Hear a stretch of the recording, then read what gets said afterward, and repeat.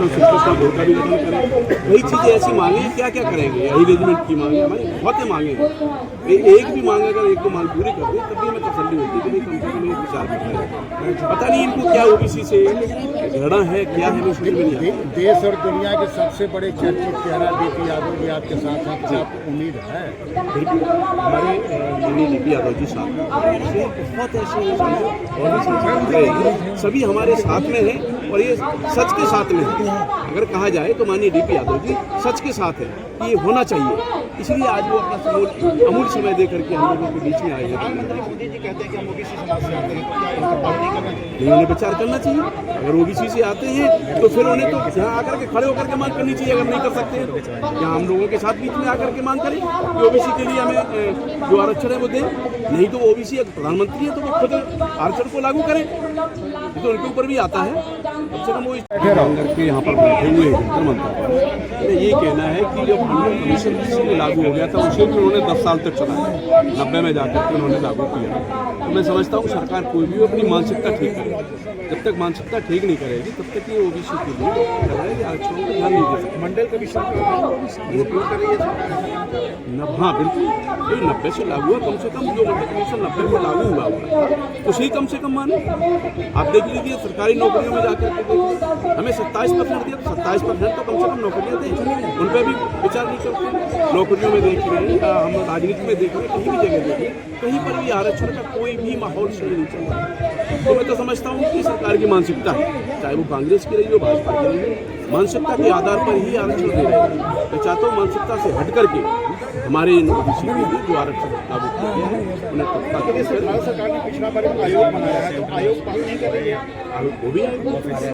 पिछले लोगों का वोट से इन लोग जीतता है, फिर भी इन लोग को और राजनीति में आके लाने को और सामाजिक आके लाने को मतलब बहुत साल कांग्रेस प्रभुत्व वो भी पालन किया, वो लोग भी सोचे हैं नहीं। अभी तक हमारा मोदी जी कैसा भी देगा बोल के वो ओबीसी है, उसका टाइम में सब लोग को ये 50% रिजर्वेशन दिया तो ओबीसी का आने वाला टाइम में और मोदी जी को जो अम्बेडकर को जैसा SC ST वाला अम्बेडकर को जैसा आराधन करता है, ऐसा मोदी जी को भविष्य में आराधन करने वाले ओबीसी लोग।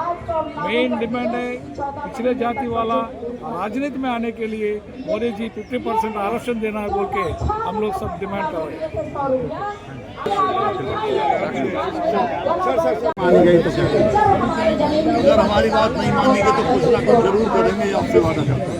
सर क्या कहना चाहेंगे सर? कैसे Andhra Pradesh national OBC association national president आज जंतर मंतर में ओबीसी रिजर्वेशन के लिए हमारा माननीय डीपी यादव जी धन्यवाद देता हूँ और अलग अलग स्टेट से भी ओबीसी लोग आया, सबको धन्यवाद देता हूँ। अभी हमारा मेन डिमांड है सभा में 50% रिजर्वेशन और महिला का बिल्लों में 33% सबको और केंद्र प्रभुत्व में अलग बीसी मंत्रित्व शाखा और ओबीसी रक्षण चट्टम रक्षण कानून, ये सब के लिए आज हम जंतर मंतर में आंदोलन करता हूँ। पिछले जाति वाला बहुत लोग है, 7% पूरा देश में है, इन लोगों के बारे में सरकार थोड़ा ध्यान के माध्यम से कहा भी है कि इस मुद्दे और मांग को अपने हाउस में उठाएं। मैं समझता हूँ अभी 2-3 दिन का सेशन बाकी है और जरूर हमारी मांगों को लेकर हाउस में ये बात जरूर सवाल उठेगा। हम लोगों ने अपना प्रस्ताव भी उनको दिया है कि मंडल आयोग की सिफारिशों को, आरक्षण व्यवस्था को संवैधानिक तौर पे पूरी ईमानदारी के साथ लागू किया जाए ताकि गरीबों को न्याय मिल सके और गरीब अपनी दुनिया को राष्ट्रीय गरीबों से और पिछड़े वर्गों से ज़्यादा बड़ा देशभक्त इस देश में आज भी नहीं है।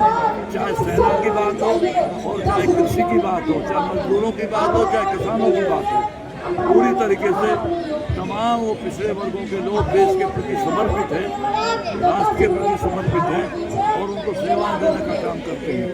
तो उन गरीब लोगों को और पिछड़े वर्ग के लोगों को ताकत और संवैधानिक अधिकार देने के लिए बहुत जरूरी है कि हमारे दक्षिणी भारत के कई प्रदेशों के साथी यहाँ पर मौजूद हैं।